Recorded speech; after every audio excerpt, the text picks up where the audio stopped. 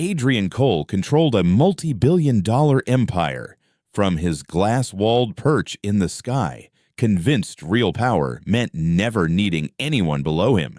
But one catastrophic night shattered everything, leaving him ruined and unexpectedly reliant on his housekeeper's overlooked daughter. When Naomi quietly asked if she could inspect his crashed systems, Adrian almost laughed. What could a mid-20s community college coder do that his elite engineers couldn't? But there was one crucial thing the fallen tycoon didn't know. The young woman standing in his penthouse, someone he'd barely acknowledged, was about to become either his redemption or his destruction. And she was the only person alive who could prove the betrayal came from inside his own boardroom. Before we dive back in, let me know in the comments where you're watching from. And if these kinds of stories keep you hooked, don't forget to subscribe so you never miss the next episode. Adrian Cole faced the floor-to-ceiling windows of his corner office, 63 stories up, surveying the metropolis that had turned him into a legend. His reflection stared back, impeccable charcoal suit, salt and steel hair styled with surgical precision. Far below, streets churned with people who would never know what it felt like to command a tech conglomerate worth billions. He smirked faintly, swirling whiskey in a crystal tumbler. This was his kingdom, raised from nothing but ambition and calculated ruthlessness. "Mr. Cole," a wavering voice clipped through the quiet. Adrian turned, his expression cooling instantly. Ethan Grady, his IT director, hovered in the doorway, gripping a tablet like a lifeline. Sweat beaded on his temple despite the perfectly calibrated AIR conditioning. "This better be critical, Grady. I finalized the Kingsley acquisition in 20 minutes. Ethan stepped farther in, swallowing. "Sir, it's about the new AI engine. Our security team flagged unusual activity. It could be a breach. We're seeing anomalous behavior in the core." Adrian set his glass down with a soft click. "Could be a breach." Ethan nodded nervously. "We aren't fully sure yet, but the patterns are alarming. I recommend a full diagnostic before launch. Pause tomorrow's rollout until we're confident everything's clean." "Before what exactly?" Adrian's voice sliced the room. "Before we seal the biggest deal of the decade. Before we rewrite predictive investing. Do you understand what's riding on tomorrow?" Ethan flinched. "Yes, sir, but if someone accessed our core systems, then they'll meet the most advanced encryption on the market." Adrian cut in, snatching a folder from his desk. "I didn't build Cole Quantum Systems by jumping at shadows. The platform is fine. Your job is to make sure tomorrow's presentation is flawless." Ethan's jaw tensed, but he nodded. "Understood, sir." As the IT director retreated, Adrian returned to his windows. The city glittered with promise. Tomorrow he'd unveil technology that would make him untouchable. Tomorrow his legacy would be etched in steel and code. He had no idea tomorrow would never arrive. That night, Adrian worked late, combing through projections and investor portfolios. His assistant had gone hours ago. The cleaning crew had finished, leaving the tower humming with the low murmur of after-hours ambition. Alone with his empire, exactly how he liked it, Adrian tapped through encrypted dashboards. At 11:47 p.m., his monitor flickered. He frowned, tapped a key. The screen went black, then exploded with red alerts and cascading error messages, piling faster than he could read. His phone vibrated violently across the desk. "Cole," he answered sharply. "Sir, we've got a situation," Ethan blurted, voice taut. "The servers are collapsing, all of them." Adrian's blood ran cold. "What do you mean, all?" "Every system tied to the AI engine. They're failing in sequence. We're trying to contain it, but it's spreading like wildfire. This is the breach I tried to warn you about." Adrian was already on his feet, grabbing his jacket and heading for the private elevator. "I'm coming down. No one leaves." The descent to the server floor felt endless. When the doors parted, chaos swallowed him. Engineers crowded around glowing monitors, faces ghostly in emergency lighting. A thin veil of acrid smoke curled from one rack, stinging the air. Ethan stood at the center, barking orders that no one seemed able to execute fast enough. "Talk to me," Adrian demanded. Ethan turned, exhausted eyes ringed with red. "Someone planted a back door months ago. It's been dormant until tonight. Now it's detonating everything. The algorithm is self-corrupting. dragging legacy systems down with it. "Shut it off," Adrian snapped. "We're trying," Ethan said tightly, "but whoever did this knew our architecture intimately. They're tunneling through our own security. Every time we seal one route, another opens." He yanked up a display showing code spilling like a waterfall. "And it's not just destruction. They're copying data as they burn it." Adrian felt the room tilt. "Copying it where?" "We haven't traced the endpoint yet. But your algorithm, investor files, proprietary frameworks, everything's streaming out. By the time we chase it, they'll already have it all." Night stretched into a brutal dawn as Adrian watched his empire cannibalize itself. By 6 a.m., the devastation was undeniable. Overloaded racks had burned out. Critical data sets were corrupted beyond salvage. Worst of all, the competitors began receiving mysterious packages containing Cole Quantum's most guarded trade secrets. News vans appeared outside the building before breakfast. Adrian stared from his office as satellite trucks multiplied like mold across the plaza. His phone never stopped ringing. Investors, board members, reporters, all demanding explanations he didn't have. His assistant hovered at the doorway, clinging to a stack of messages she was afraid to deliver. "Mr. Cole," she said quietly, "the board called an emergency session. They're saying—" She trailed off, eyes dropping. "Eyes. Saying what?" he pressed. "They're saying you need to step down." The meeting was a bloodbath. Adrian sat at the head of the table he'd dominated for 15 years, facing men and women he'd mentored, promoted, trusted. Their faces were cool, distant, already decided. Marcus Lang spoke first, tall, polished, his smile perpetually practiced. He'd been Adrian's right hand since their startup days. "Adrian, we all respect what you've built," Marcus began. "But this disaster happened on your watch. Investors are fleeing. Our stock dropped 40% overnight. We need decisive action." "Decisive action," Adrian repeated, voice dangerously soft. "Or a convenient scapegoat." "Don't make this emotional," another director cut in. "This is about protecting the company." "The company I created," Adrian shot back. Marcus leaned forward, expression sympathetic but hard. "The company that just hemorrhaged billions," he said smoothly. "We're offering you a generous exit package. Take it. Walk away with your reputation as intact as possible." Adrian scanned their faces, seeing the truth. They weren't giving him anything. They were stripping him of everything. "And if I refuse," Marcus's smile thinned, "then we vote, and you know exactly how that ends." The tally was unanimous, 12-1. Even those Adrian had personally recruited raised their hands against him. Security waited in the hallway before the doors opened. "You'll need to surrender your badges and company devices," Marcus said, standing. "We'll have your personal belongings delivered to your residence." Adrian rose slowly, movements controlled despite the inferno inside. He studied Marcus's satisfied expression, committing it to memory.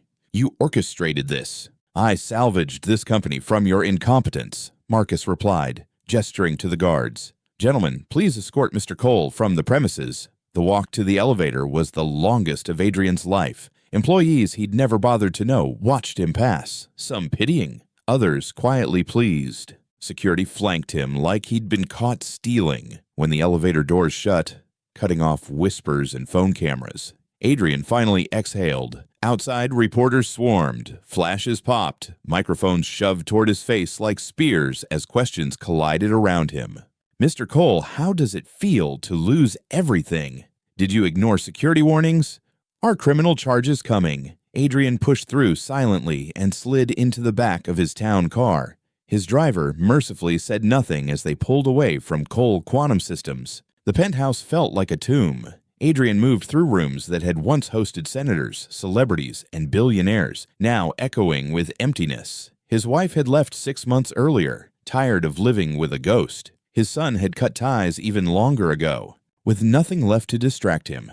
The silence screamed. He heard the vacuum before he saw her. Elena Foster had cleaned his penthouse for nearly 5 years, a gentle-eyed woman in her early 50s. She worked with quiet efficiency and unshakable dignity. She never asked personal questions, never gossiped, never expected more than a brief nod. Adrian had treated her like part of the furniture as long as her paycheck cleared. Now she stepped into the doorway, carrying a mug on a small tray.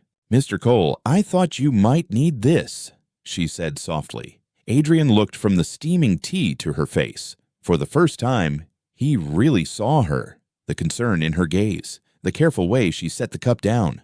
Thank you, Elena, he murmured. She nodded and turned to leave, then hesitated. Sir, if I may, I'm sorry for what happened. It isn't right, what they've done. You didn't deserve to be tossed aside like that. Something inside Adrian cracked. I appreciate you saying that, he replied quietly. My daughter. She's good with computers, Elena added shyly. She goes to community college, always talking about code and systems I don't understand. If you ever need help with that stuff. Adrian almost scoffed. Help from a community college student, a cleaner's kid, but he swallowed the reflexive insult, tasting bitterness. That's kind of you, he said instead. Elena left him alone with his tea and the ruins of his life. Adrian didn't sleep. All night he sat in his home office, staring at financial statements spelling absolute annihilation. Investor lawsuits would drain whatever assets remained. His accounts were frozen pending investigation. His reputation, once bulletproof, was radioactive. The next morning, a courier arrived with the final blow, a foreclosure notice officially stamped and inescapable, granting him 30 days to vacate. He read it 3 times before the words sank in. Bankrupt, homeless, finished. Voices drifted from the kitchen. Elena was on the phone, speaking in a low, worried tone. No, sweetheart, it really is that bad. But he's a good man under it all. He's just lost right now. I'm scared he's alone in this huge place. Yes, I'll be careful. Love you too. That evening, Adrian sat in the dim living room with a bottle of scotch, watching the city lights smear together. His laptop glowed on the coffee table, empty desktop taunting him. He tried accessing old backups, shadow servers, anything that might salvage a fragment of his empire. Every path was blocked, wiped, or corrupted. He didn't hear footsteps until someone spoke. Mr. Cole? Adrian turned. A young woman stood in the archway. Mid-20s, sharp eyes, natural curls pulled into a neat bun, jeans, simple sweater, laptop bag slung over one shoulder. Elena's daughter, clearly. My mom's worried about you, she said plainly. She asked me to stop by after class. I'm fine, Adrian muttered. With respect, sir. You don't look fine. She stepped closer, glancing at the laptop. Is that what's left of your system? The one that imploded? What's left of it, he admitted. There was a short pause. Mr. Cole, maybe I could take a look. The suggestion hit like a slap. He almost laughed. This kid, who probably learned Python from YouTube, thought she could solve what his elite team couldn't, but her expression wasn't arrogant or pitying, just calmly confident. I doubt you can help, he said, though the words lacked conviction. She didn't flinch. Maybe, maybe not, but it can't get worse, right? Adrian studied her, then gestured toward the chair beside him. Knock yourself out. The next morning, Elena arrived early, her spare key jingling in the lock. She'd long made a habit of arriving before Adrian woke, brewing coffee and restoring order to whatever chaos he'd created overnight. Today, she found an unexpected sight. Adrian sat amid scattered papers and empty cups in the living room. Her daughter was beside him, hunched over a laptop. Naomi, honey, what are you doing here? Elena gasped. Naomi looked up, eyes red from an all-night screen marathon. Mom, you have to see this. She spun the laptop toward them. Someone didn't just hack Mr. Cole's system, they sabotaged it from the inside. Look at these code fragments. They're intentional. Someone wanted everything to collapse. Adrian, equally exhausted, pointed at the monitor. Your daughter is either a genius or some kind of miracle worker. I haven't decided which. Elena stepped closer, torn between pride and fear. Naomi, you have class this morning, she reminded gently. This matters more, Naomi insisted, fingers flying. See this embedded string? It's the malware's signature. Whoever wrote it left a personalized mark, probably assuming nobody would dig this deep. If I can follow it, we can track the source. Adrian interrupted, old habits sharpening his tone. It's not that simple. Corporate security isn't tracing calls in a thriller. You can't just follow code. Naomi didn't even look up. Actually, you can. Programmers have patterns, habits like handwriting. Their code leaves fingerprints. If I gather enough samples, I can map a profile. That would take weeks. Adrian objected. Or a few hours, Naomi said, if you stop interrupting me. Elena sucked in a breath at her daughter's audacity. Adrian surprisingly went quiet. He watched Naomi navigate his broken system like she'd built it herself, uncovering pathways he never knew existed. There, she finally said, pointing at a set of timestamps. This access point was created 4 months ago. Same credentials, same terminal, every time. Friday nights around 11, like clockwork. Whoever did this had high-level clearance, not some random hacker, an insider. Adrian leaned closer. Can you tell who? Not yet, she replied, but I can see when they logged in, what they touched, when they planted the malware. A calendar overlay appeared. See the pattern. Every hit routes through one office machine. She tapped the label. Terminal ID matches Marcus Lang's private workstation. Adrian's breath caught. Marcus, my business partner. Former partner, Naomi corrected gently. Adrian's mind spun. Marcus's eagerness to push him out. The perfectly timed board vote. How prepared everything had seemed. He set me up. Naomi nodded. Looks that way, but proving it will be harder. The code's sophisticated. He covered most of his tracks. Just not all of them, Adrian said, feeling something like hope stir. You found his signature. There must be more. Maybe, Naomi replied, rubbing her eyes. But this isn't just about catching him. If Marcus has your algorithm, he's probably already weaponizing it. By the time we expose him, he could build a new empire on your stolen tech. The truth stung. Adrian paced. Then we move fast. Can you keep digging? Naomi glanced at her mother. Elena's face tightened with worry. Honey, maybe leave this to professionals. I am a professional, Naomi shot back. I just don't have a fancy diploma yet. It's not about your skills, it's about safety, Elena insisted. These people are powerful. Exactly why someone has to stand up to them, Naomi said, turning to Adrian. I'll help, but I need access to your old mainframe, the one at headquarters. If Marcus left anything, it's buried there. Adrian shook his head. I'm locked out. I can't even get past reception. Naomi's lips curved into a small, defiant smile.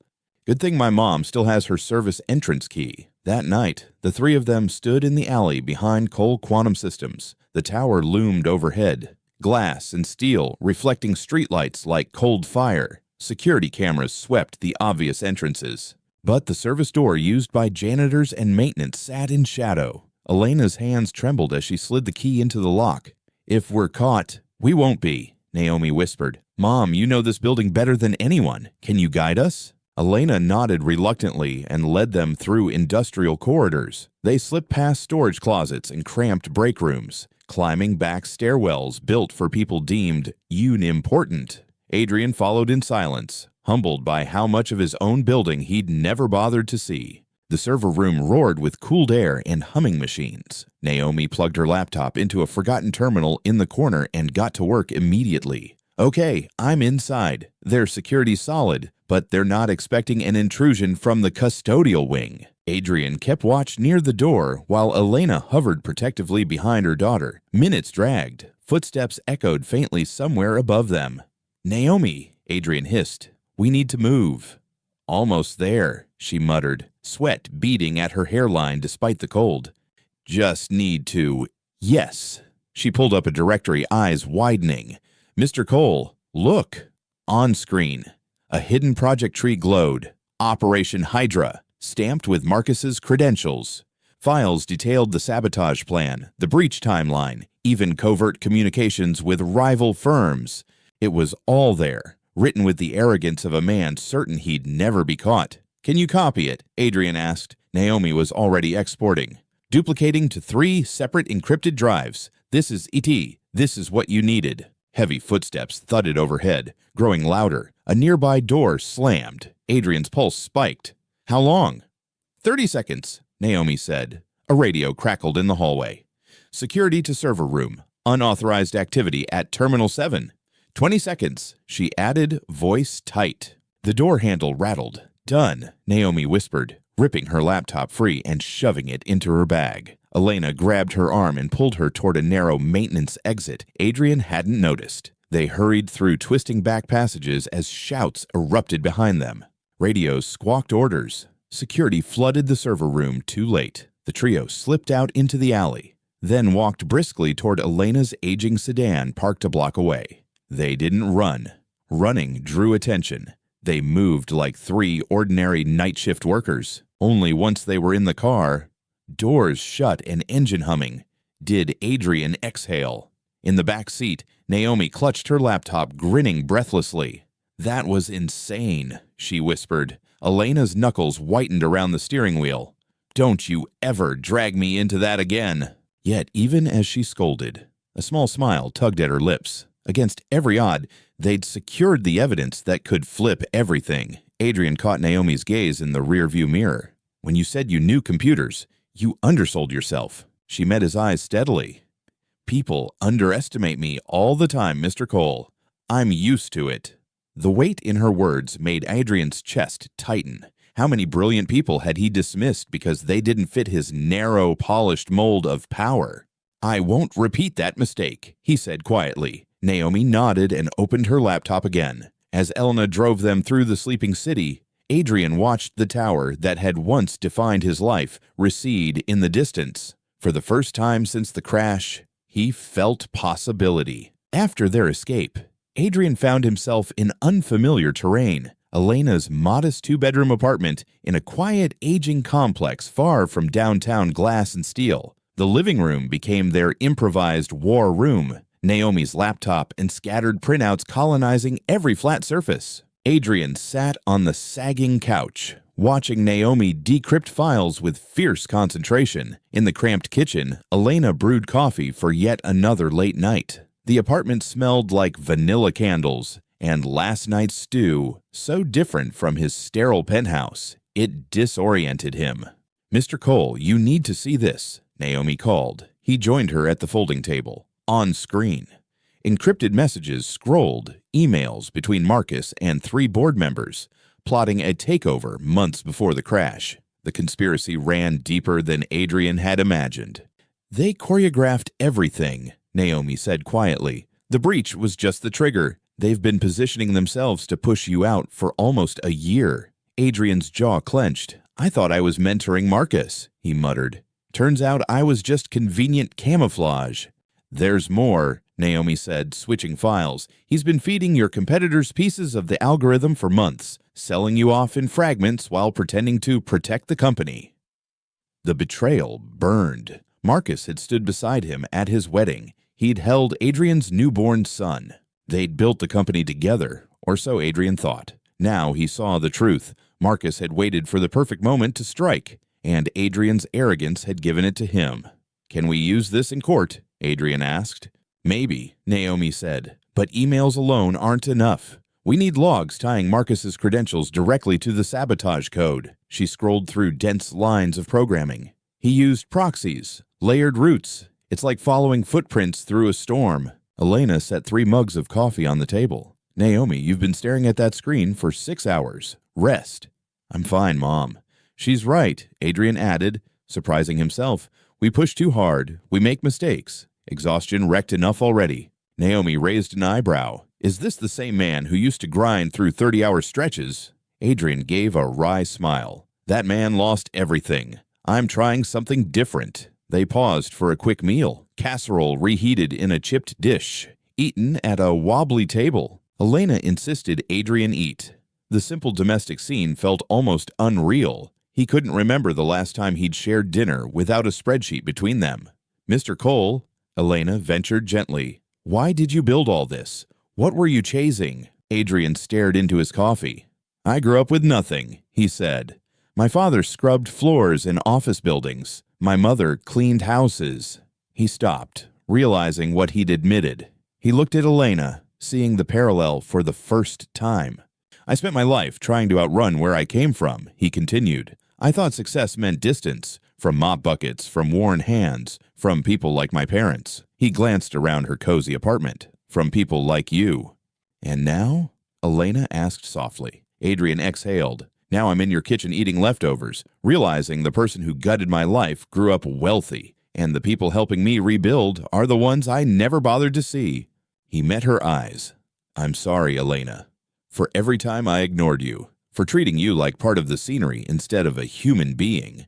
She reached across and patted his hand. "We all learn in our own time, Mr. Cole.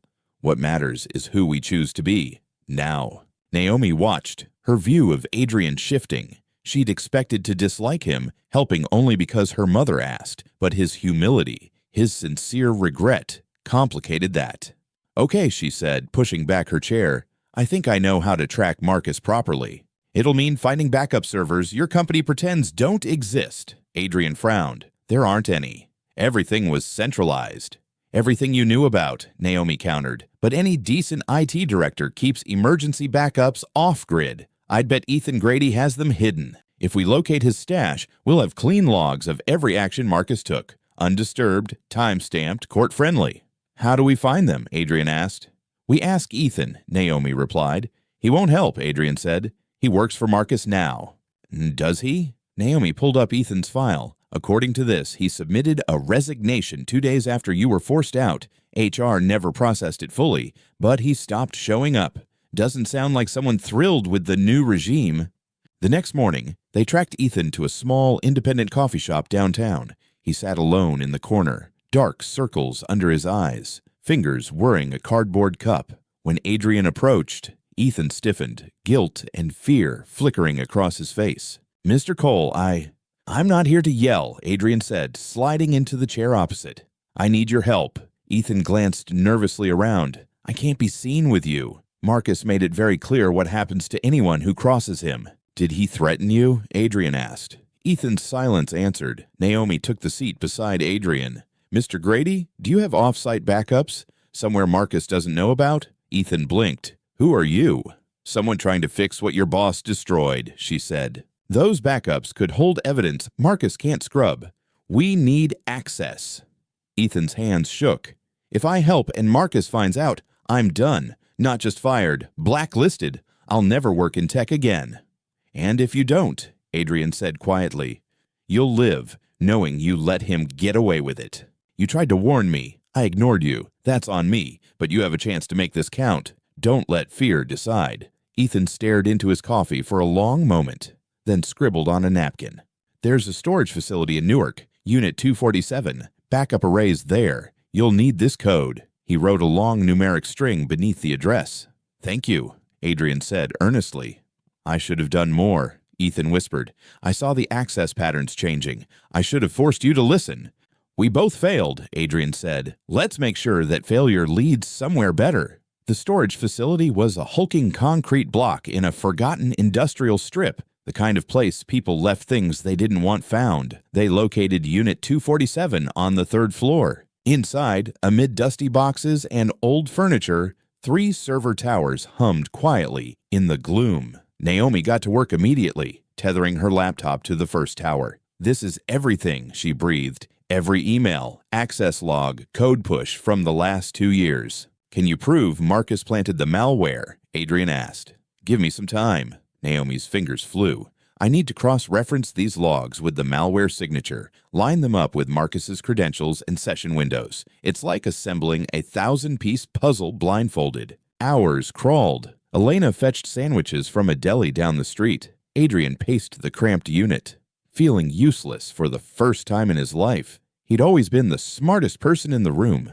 Now, everything depended on a self-taught coder in her mid-20s. "Got it," Naomi finally said, voice vibrating with adrenaline. "Mr. Cole, come here." On screen, a clean timeline charted every one of Marcus's moves, each unauthorized access, each file, alteration, every covert message to outside firms. The evidence was exhaustive and undeniable. Marcus had dismantled Cole Quantum from within, sold its secrets, and orchestrated Adrian's fall with surgical accuracy. "Will this hold up in court?" Adrian asked. "It should," Naomi replied. "These are official company logs, time-stamped. If we verify the backup's authenticity, this is devastating." For the first time in weeks, hope felt solid rather than fragile. Adrian looked at Naomi, this extraordinary young woman who'd stepped into his wreckage and refused to back down. Humility washed over him. "Naomi," he said carefully, "when this is over, when we expose Marcus, I want to rebuild. Not the same soulless machine. Something better. Something that matters." He took a breath. And I want you as my partner, not an assistant, not an employee, a true equal in whatever comes next. Naomi stared, stunned. Mr. Cole, I haven't even finished my degree, she protested. You don't need a framed certificate, Adrian said. You need integrity and vision. You've got both. I spent decades thinking success meant corner offices and private jets. I was wrong. He glanced at Elena, whose eyes shone. Real success means building something worthwhile with people who actually care about the impact. Will you help me do that?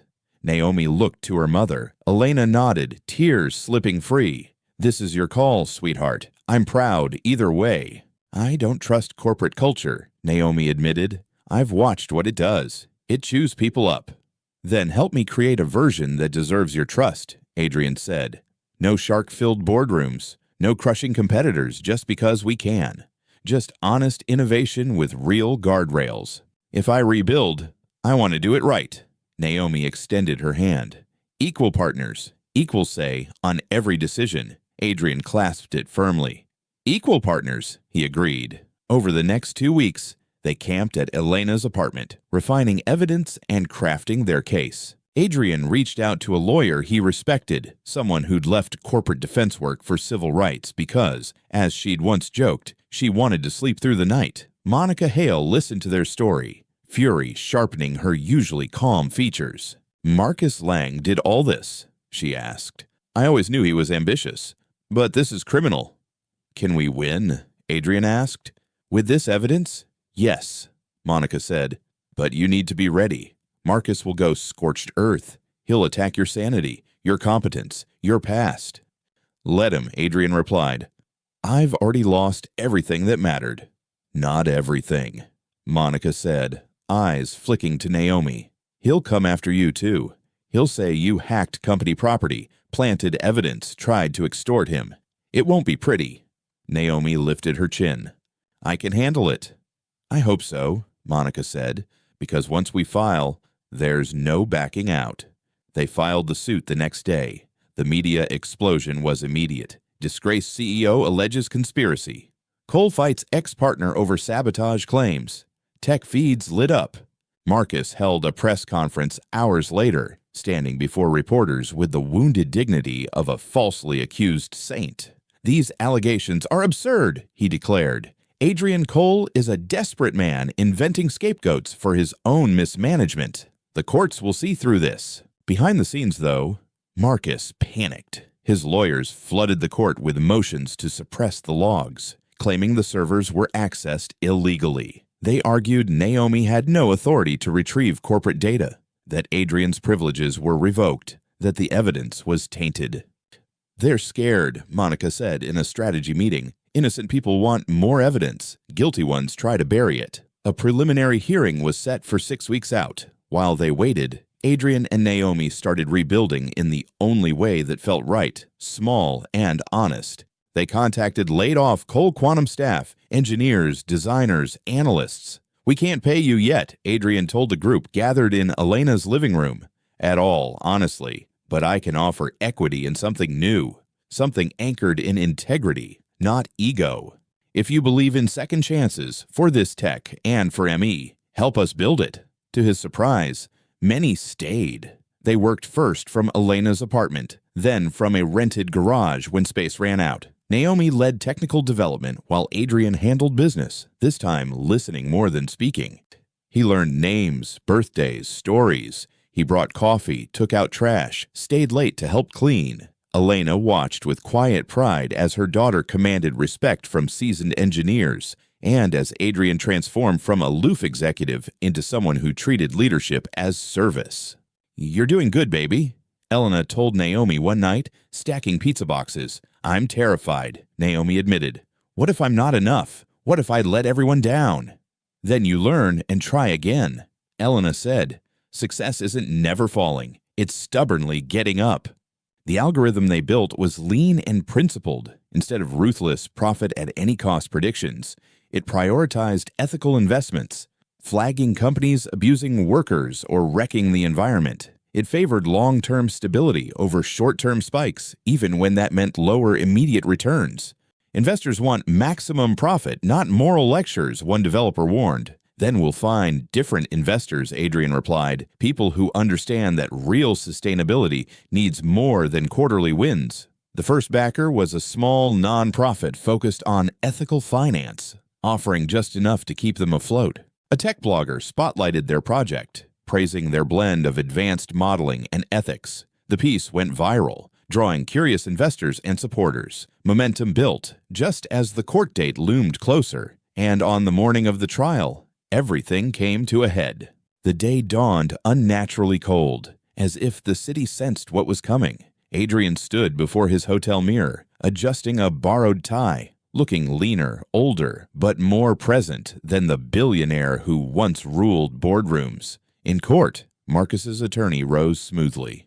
"Your Honor, what we have here is not conspiracy," he began, "but a fallen executive spinning fantasies to escape responsibility. We'll present time-stamped logs, internal messages, and forensic data proving Mr. Lang intentionally seeded malware, leaked trade secrets to rivals, and engineered Mr. Cole's ouster from the very company he created," Monica told the jury. She moved toward the jurors, meeting each gaze. "You'll hear from Naomi Williams, a young specialist whose skill and courage uncovered what seasoned experts overlooked. You'll see evidence Mr. Lang tried desperately to erase. You'll realize this case isn't about wounded pride or petty revenge," she finished. "It's about what happens when powerful people weaponize their influence and betray the trust placed in them." The room felt charged. The first day focused on pure technical groundwork, cybersecurity specialists outlining server logs, encryption layers, and the breach timeline. Adrian watched Marcus carefully, noting how his former partner sat relaxed, occasionally whispering to his lawyer, radiating smug confidence. Day 2 brought human witnesses. Former Cole Quantum employees described Marcus's behavior before the crash, his sudden fascination with security systems, secretive after-hours logins, and closed-door meetings that somehow never included Adrian. Patterns emerged, subtle but unmistakable. Mr. Lang was always driven, testified Sarah Mitchell, a former project lead. But after Mr. Cole announced the new AI platform, Marcus's whole attitude shifted. He complained constantly that Adrian took credit for everyone else's brilliance. He'd make these comments half-joking about how the company needed new leadership to really thrive, she continued. It felt like he was slowly turning people against Adrian, testing our loyalties piece by piece. On cross, Victor Blackwell pounced. "Ms. Mitchell, isn't it accurate that you were let go from Cole Quantum for performance issues?" "I was laid off when Marcus took control, alongside 40 other people," she answered evenly. "Laid off, fired. Call it what you like," Blackwell said smoothly. "You resent Mr. Lang, don't you?" Sarah's jaw tightened. "I resent being collateral damage in his plan to steal a company," she replied, voice steady. The back and forth turned brutal. Blackwell twisted words, highlighted inconsistencies, pushed every witness until their confidence frayed. By afternoon recess, strain etched the faces of those who'd come to support Adrian's case. That was exactly Marcus's strategy.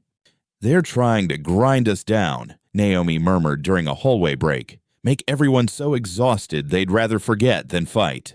Adrian nodded. "Then we refuse to break. Tomorrow you testify. Show them what real backbone looks like."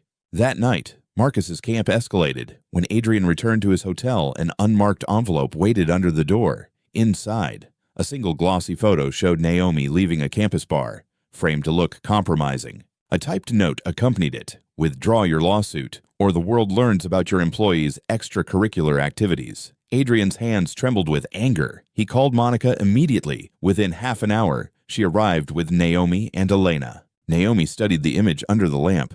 "It's doctored," she said flatly. "The face is mine, but the body, lighting, proportions, they're wrong. Someone spliced my head onto another woman's photo." "Can you prove that?" Monica asked. "Easily," Naomi replied. "But that's not really the point, is it? This isn't about truth. It's psychological warfare. They want fear to do what evidence couldn't." "They threatened you," Adrian said, voice tight. "They're coming after you personally because they know you're our linchpin. And we'll make them regret it," Monica said, sliding the envelope into a folder. "This is witness intimidation, clear as day. We bring it to Judge Morrison first thing," she added. Across the room, Elena stayed silent, worry etched deep. Maybe we should reconsider, she whispered. These people are dangerous, Naomi. They don't fight fair. If we walk away now, they win forever, Naomi said, taking her mother's hands. They'll keep crushing anyone who resists, because everyone's too scared. You raised me to stand up when something's wrong. That hasn't changed. Tears glistened in Elena's eyes as she hugged her daughter tight. I know, she said hoarsely. I just wish the world wasn't so brutal to people trying to do the right thing. The next morning, Monica presented the envelope in chambers, both legal teams present. Judge Catherine Morrison's expression turned icy as she examined the photo and note. Mr. Blackwell, she said, voice like steel, does your client know anything about this? Absolutely not, Your Honor, Blackwell replied smoothly. This is clearly the act of some fanatic supporter, not. Spare me, the judge snapped. You have until close of business to identify the source. If anyone linked to your team is involved, I'll refer criminal charges. Are we perfectly clear? She added. Yes, Your Honor, Blackwell muttered. Judge Morrison surveyed the room. Let me be explicit. Any further attempts to menace or manipulate witnesses will bring immediate sanctions. This is a courtroom, not a back alley brawl. When Naomi took the stand later that morning, tension crackled in the air. She wore a simple navy dress, curls pulled back, minimal makeup Elena insisted on to offset the harsh camera lights. She looked young, but unshaken. Her hands were steady as she swore the oath. Monica began gently, establishing Naomi's background. Ms. Williams, tell the court about your studies in computer science. I'm in my 3rd year at a community college, Naomi replied clearly. My focus is computer systems and cybersecurity. I've also completed multiple advanced online certifications in network defense and digital forensics. What first drew you into this field? Monica asked. A small smile tugged at Naomi's mouth. When I was 15, my mom's bank account got hacked, she said. We lost $300 we desperately needed. I started teaching myself tech basics so I could track what happened. I traced the breach, turned everything over to the FBI, and we eventually got reimbursed. That experience hooked me. I realized understanding digital systems meant protecting people like my mom. How did you become involved in Mr. Cole's case? Monica asked. My mother cleans his home, Naomi answered. After his company imploded, she worried about him and asked me to see whether anything from his system could be salvaged. Once I started digging into the corrupted data, it was obvious the failure wasn't random. The collapse wasn't some unfortunate glitch. It was engineered, meticulous, deliberate sabotage, not an accident. She spoke plainly, without dramatics. Monica guided her step by step through the technical trail, how she identified the malware signature, traced access routes, and built a timeline of Marcus's actions. Naomi translated jargon into clear, relatable analogies, never talking down to the jury. She stayed calm, concise, and precise. When Monica finished, the jury genuinely seemed to understand the digital puzzle. Then Victor Blackwell rose, adjusting his cufflinks, expression oozing condescension. Ms. Williams, he began, you're 21, correct? Yes, Naomi answered, and you attend a community college, not say MIT or Stanford. That's right, she replied evenly. You couldn't afford a 4-year university, could you? Objection, Monica snapped. Relevance? Establishing qualifications, Your Honor. Overruled, Judge Morrison said. But keep it brief, Mr. Blackwell. He smiled smugly. Ms. Williams, you hold no formal degree, no brand-name professional credentials, and no full-time cybersecurity job, correct? I hold multiple advanced online certifications, Naomi said. Self-paced courses anyone with a laptop can complete, Blackwell countered. Not quite equivalent to a top-tier degree, wouldn't you agree? Naomi's face didn't flicker. Some of the world's best engineers are self-taught. Paper credentials don't guarantee competence. Results do. Results, Blackwell echoed with a chuckle. You're testifying about incredibly complex enterprise systems based largely on training from online content. Tell me, Ms. Williams, who's compensating you for this testimony? No one, Naomi replied. I'm not being paid. Really? Blackwell pressed. Because you're listed as a partner in Mr. Cole's new venture, Amara Technologies. That sounds like generous payment in exchange for painting my client as a villain.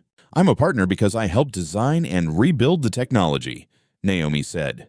Not because I agreed to testify. That decision came later. How remarkably convenient. Blackwell sneered. He paced slowly before the witness stand. Let's discuss how you obtained this so-called evidence. You accessed company servers without authorization, didn't you? I accessed backup systems using information provided by the former IT director, Naomi answered. Backups that stored critical logs. Backups that were still corporate property, Blackwell stressed. Property you had no formal legal right to touch, correct? The company had been stolen from its rightful owner through illegal means, Naomi said. I was helping recover proof of that theft. That isn't your call to make, Blackwell snapped. You're not an attorney, a judge, or federal law enforcement. You're a young woman playing vigilante hacker, barging into protected systems because you assumed you knew better. Murmurs rippled through the gallery. Judge Morrison rapped her gavel. Mr. Blackwell, tone, she warned. He pivoted. Your mother works for Mr. Cole as a housekeeper, correct? I imagine she was devastated when his fortune vanished. Did she beg you to help him? Maybe suggest there'd be financial gain if you could fabricate a convenient conspiracy. Naomi's composure finally shifted, not with anger, but with fierce conviction. My mother is the most honest person I know, she said. She taught me character is measured by what you do when nobody's watching. She's spent decades cleaning up after people who never bothered to learn her name. She deserves better than your insinuations. So no, Naomi continued, voice steady. She didn't push me to lie. She raised me to tell the truth even when it's dangerous or inconvenient. That's exactly what I'm doing right now. The room fell silent. Even Blackwell looked momentarily unsettled. Naomi pressed on. You're right that I'm young. You're right I don't have prestigious diplomas. But I read code the way musicians read sheet music. I see patterns where others see gibberish. What I saw in Cole Quantum Systems wasn't random. It was intentional sabotage, with Mr. Lang's digital fingerprints embedded throughout. You can attack my resume all day, but it doesn't change what the data reveals. Blackwell stiffened. No further questions, he said, retreating. Monica rose for redirect. Ms. Williams, could you explain to the jury what a digital signature is in programming terms? It's like a fingerprint in code, Naomi answered. Every developer has quirks. How they name variables, structure functions, comment their work, handle errors. Those habits form a pattern, as unique as handwriting. And did you find Mr. Lang's digital signature in the malicious code? Monica asked. Not once, Naomi said. Dozens of times across multiple modules, all time-stamped during periods when Mr. Lang alone had high-level access. How likely is it someone else perfectly mimicked his style at precisely those times? Statistically, Naomi replied, the odds are essentially zero. Monica displayed enlarged code samples on screens around the courtroom, highlighted sections glowing. Ms. Williams, walk us through what the jury is seeing. These are 3 separate malware segments planted months apart, Naomi explained. Notice the identical variable patterns, same comment phrasing, same unusual error handling structure. This isn't random similarity. It's one coder repeating their style again and again. Jurors leaned in, squinting at the highlighted lines. Even those without technical backgrounds could see the repeating shapes and phrases.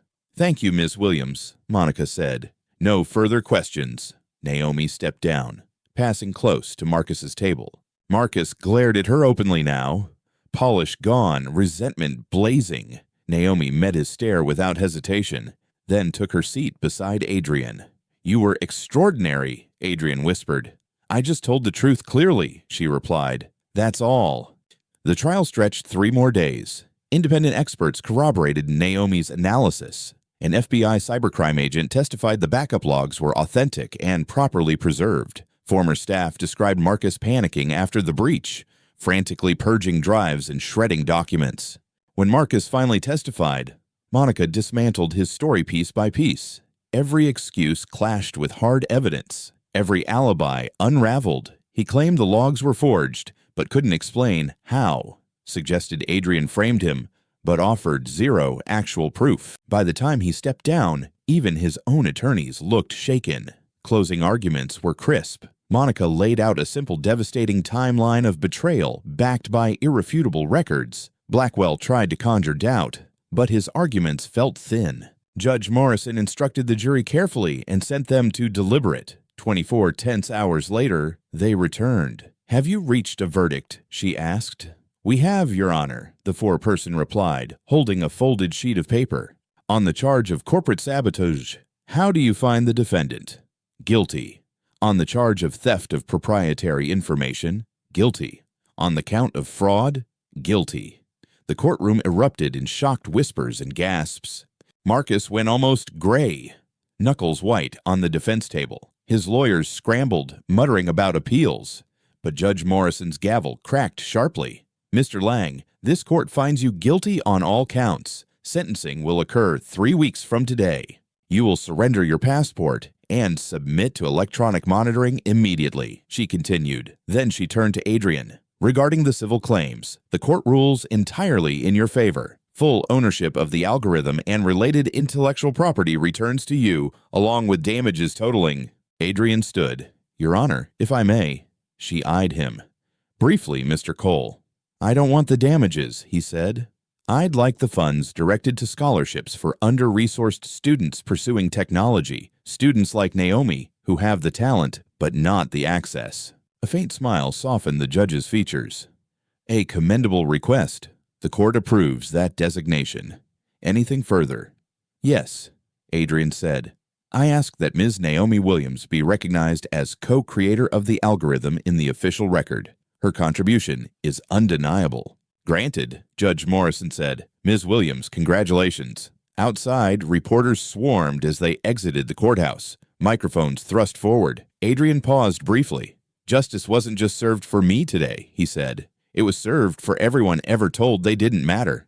This outcome belongs to a young woman who refused to be dismissed," he added, nodding toward Naomi, "and to a mother who taught her that integrity outweighs comfort.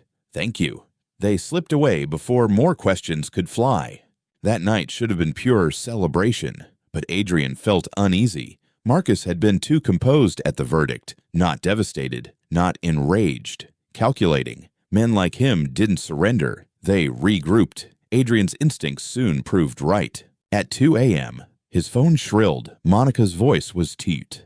"Adrian, there's been a break-in. Someone hit Amara Technologies. The alarm tripped. Police responded, but the intruders escaped before they were cornered." Adrian was dressed and moving seconds later. He arrived to flashing patrol lights painting the building red and blue. Inside, desks were overturned, drawers rifled, server rack doors hanging open, cables severed. It didn't look like theft. It looked like a threat.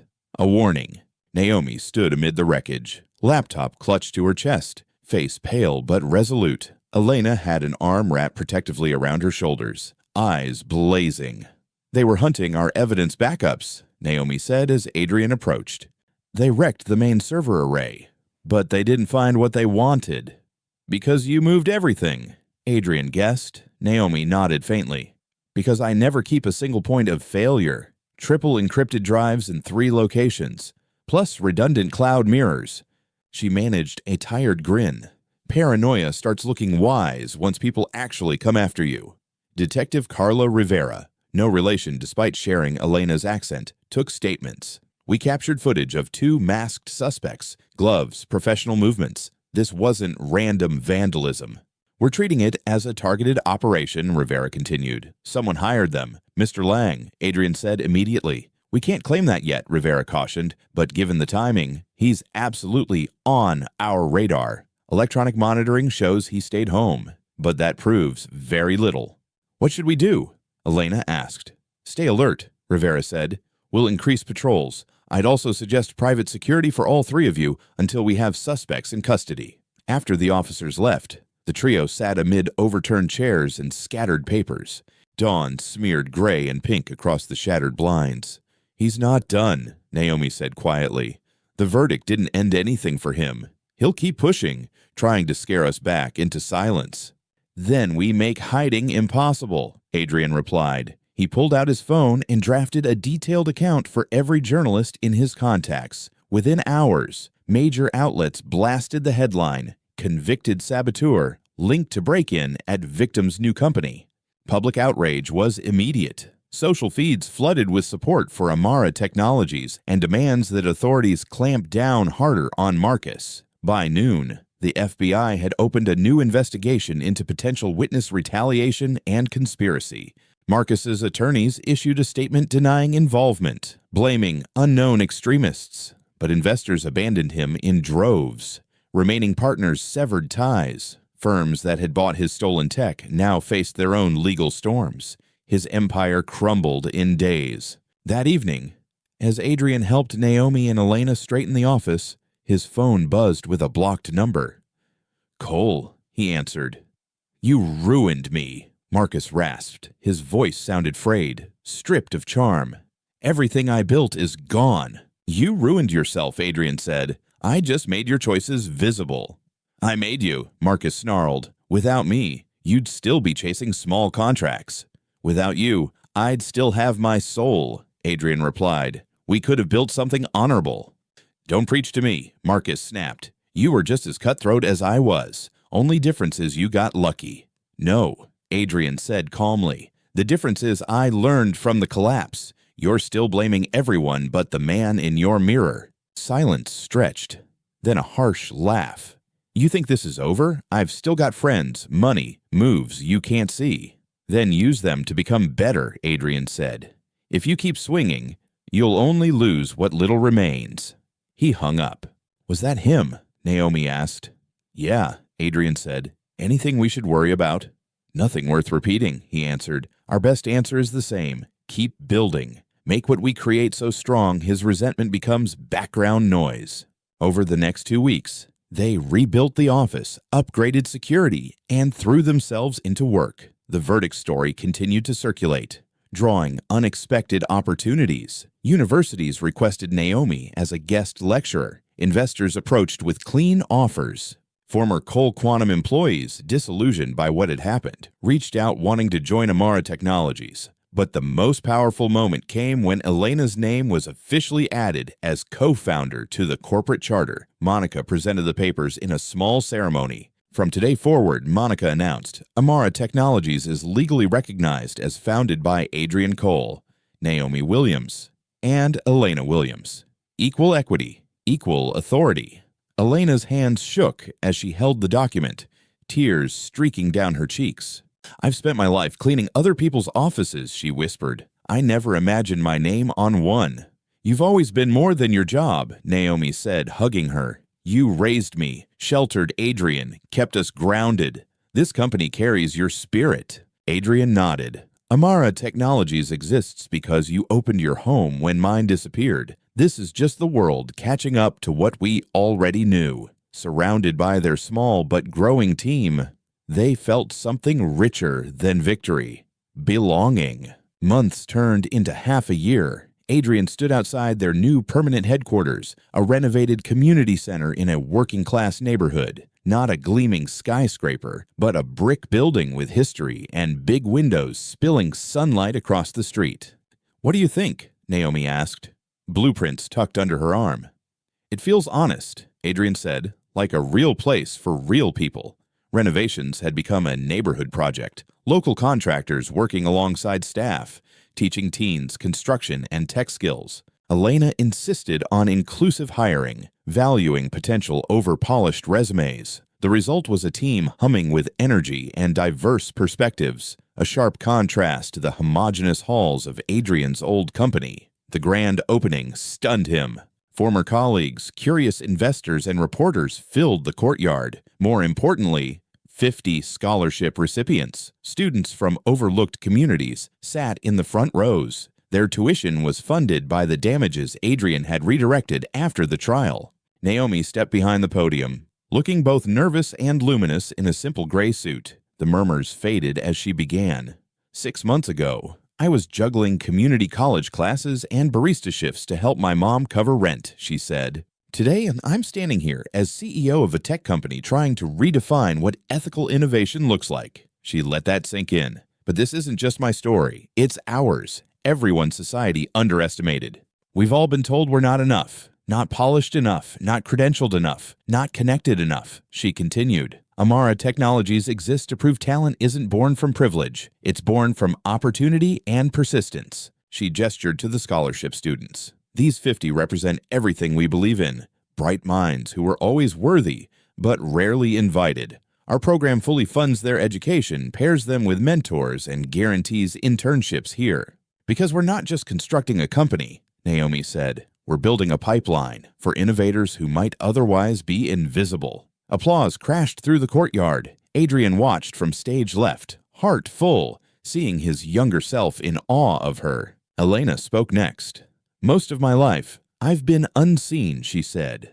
I cleaned offices when they were empty, wiped desks for people who never learned my name. The world treated my work as disposable. But my daughter never saw me that way, she continued. And now, having my name on this building isn't about ego. It's a reminder that every person, no matter their job, deserves respect and recognition. She looked toward Adrian. This company is named Amara Technologies, not just for me, but for what the name stands for: dignity, respect, the belief that everyone deserves to be seen. If we can succeed while honoring that, she finished, then our impact will outlast any balance sheet. When Adrian took the mic, he ditched his prepared remarks and spoke from experience, voice roughened by perspective. I built my first company on ego and hunger, he said. I judged success by profit margins and office views. I hired for pedigree and fired for quarterly dips, and I lost everything because I forgot people. Companies don't thrive because of genius CEOs, Adrian continued. They thrive because of talented people pulling together toward meaningful goals. I had to watch my empire implode to finally understand that. He motioned to Naomi and Elena. These women pulled me out of my own arrogance, he said. They showed me leadership is service, that ideas are richer when they come from many voices, and that profit should follow purpose, not replace it. Amara Technologies will stand or fall based on whether we honor that, he concluded, and I promise you, we intend to. The crowd surged to its feet, applause echoing through the refurbished hall. Throughout the evening, people shared stories with Adrian. One young woman approached. Mr. Cole, I'm Emma Lawson. I used to be a junior attorney at Cole Quantum. He frowned slightly. I'm sorry, I don't quite... You wouldn't, Emma said kindly. You walked by my desk every day for 2 years without a hello. When I flagged contract irregularities, your assistant said you didn't have time for rookie concerns. Shame tightened Adrian's chest. I was unbelievably arrogant, he said. Emma shrugged. So was I. I thought success meant clawing upward at any cost. I left corporate law after your trial, joined a civil rights nonprofit. I make less, but I sleep. So why come tonight? Adrian asked. To see if you'd changed, Emma replied. She glanced around at the diverse crowd, scholarship students, local families.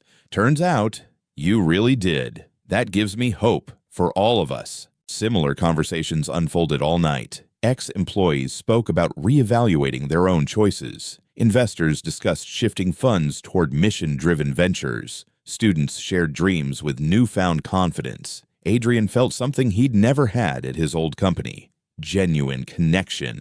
Later, he found Naomi in her office, surrounded by whiteboards dense with diagrams and code. You were phenomenal today, he said from the doorway.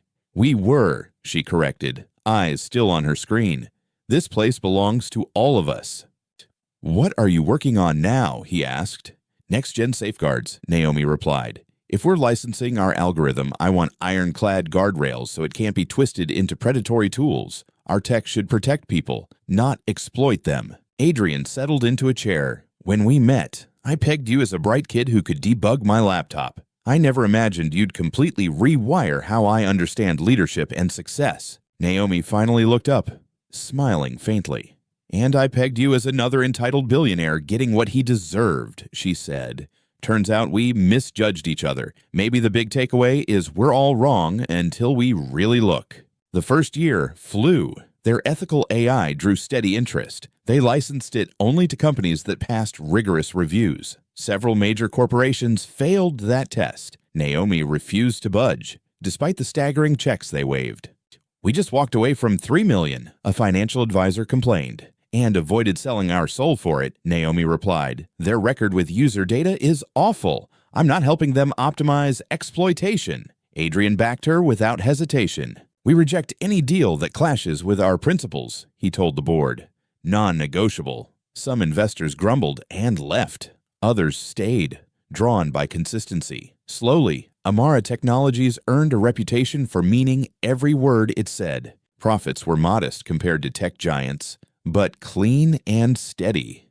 The scholarship program expanded from 50 students to over 200, offering mentorships, internships, and a clear pipeline into meaningful tech roles, especially for those traditional hiring had ignored. Naomi, now 26, became a regular on conference stages, speaking about ethical AI in her journey from community college to CEO. She never sanitized her background. Instead, she leaned into it.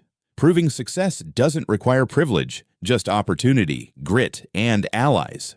Elena embraced a public role she'd once feared. She led community outreach, forging partnerships with local schools, launching adult retraining programs, and ensuring the company remained woven into the neighborhood's fabric instead of floating above it. "We don't just extract talent and money from this community," she told a local reporter. "We invest right back. These folks are our neighbors. Their stability is tied to ours. That's the relationship we want."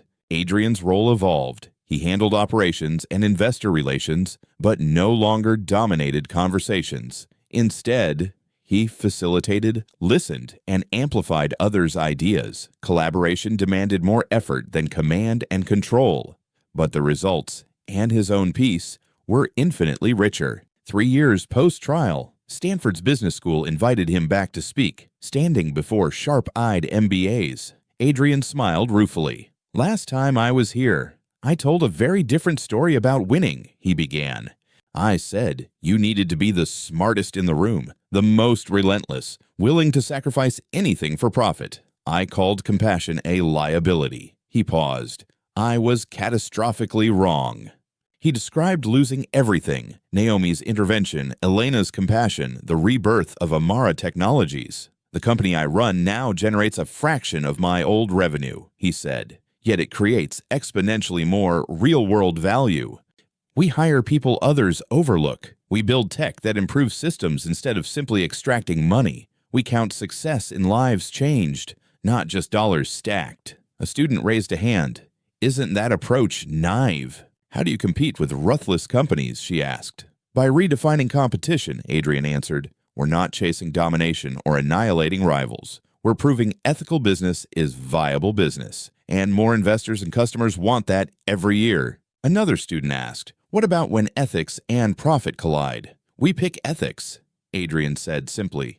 Interestingly, that choice often drives better long-term performance. Integrity attracts loyal customers, committed employees, and patient backers. Exploitation burns bright, then burns out. Afterward, students crowded around, asking how to build careers without abandoning their values. Adrian realized this generation was hungry for a different playbook, one that measured impact alongside income. He felt cautiously optimistic about where they might carry the torch. Meanwhile, Marcus received his sentence: 5 years in federal prison for sabotage, fraud, and IP theft. His assets were seized to repay damages. His name became a case study in business ethics courses nationwide, a cautionary tale. Adrian felt no triumph reading about it, only sadness. 2 men who could have built something extraordinary together had instead nearly destroyed each other. One learned from the fall, the other kept flailing downward. One afternoon, a letter arrived from Marcus's prison facility. It was short. Marcus admitted he'd acted from terror of being exposed as inadequate, of losing relevance, of watching Adrian realize he didn't need him.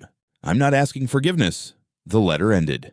"I don't deserve it, but watching you rebuild with integrity has taught me more about leadership than decades in boardrooms ever did." Adrian filed it away, unanswered. Some journeys were solitary. 5 years after the verdict, Amara Technologies was considered a model for ethical innovation. Their AI engine was licensed by dozens of conscientious companies. Their scholarship initiative had aided over 500 students with remarkable graduation and placement rates. Naomi, now 26, graced major tech magazine covers not as a token face, but as a respected designer reshaping the field. She refused lucrative offers from mega corporations, telling Adrian they want optics. "Here, we actually live the values." Elena received civic awards for community uplift.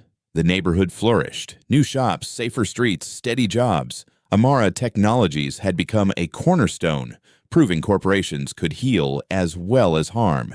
Adrian, now in his early 60s, thought constantly about legacy, not legacy of buildings or titles, but of people empowered and principles preserved. And always, at the story's heart, remained a single moment, a quiet voice asking, "Can I take a look?" And a fallen man finally wise enough to say, "Yes." Lesson 1. Power without humility always cracks. If you're in your 60s or 70s, you've seen more than a few Adrian Coles in your lifetime. Men who climbed so high, they forgot what the ground looked like. Adrian believed real power meant never needing anyone below him. He had the view, the penthouse, the glass office, the billions on paper. Maybe it reminds you of executives you watched on the evening news, or a boss you once had who wouldn't remember your name if you passed him in the grocery store. His fall came fast. A hacked system, a partner's betrayal, a boardroom that turned on him in one brutal vote. But if we're honest, the cracks started long before the computers exploded. They began the day he decided the people who cleaned his floors and brewed his coffee didn't matter. The older we get, the clearer it becomes. The moment you think you're untouchable is the moment life starts quietly sharpening its lessons.